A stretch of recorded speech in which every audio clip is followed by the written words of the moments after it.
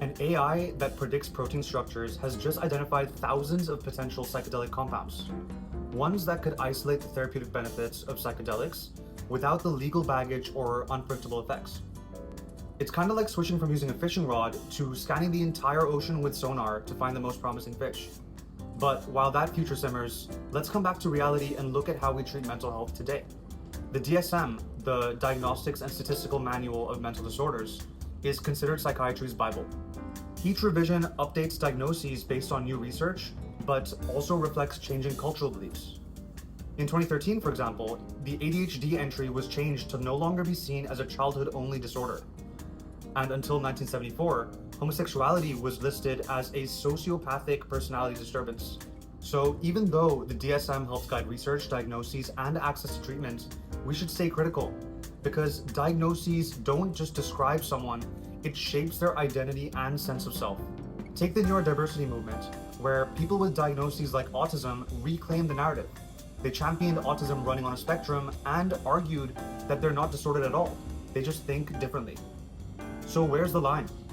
When does sadness become depression, and when does worry become an anxiety disorder? Are we medicalizing the human condition just to cope with a world that keeps turning up the pressure?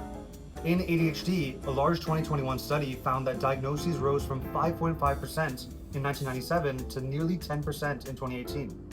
The youngest third of kids in a classroom were way more likely to be diagnosed and medicated than their older peers.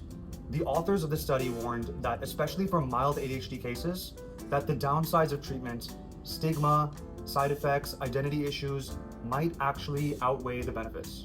So if Big Pharma is gaining an outsized role in determining how mental health is treated and diagnosed, and making billions off of Prozac, Adderall, Xanax, then what is the alternative? Psychiatrist Thomas Insel proposed the research domain criteria, which replaces DSM-style symptom checklists with a neuroscience-focused model. Others suggest dimensional models, which treat mental health as a spectrum rather than in categories, or trauma-informed diagnosis, which focuses on the origin of the distress rather than just what the symptoms are.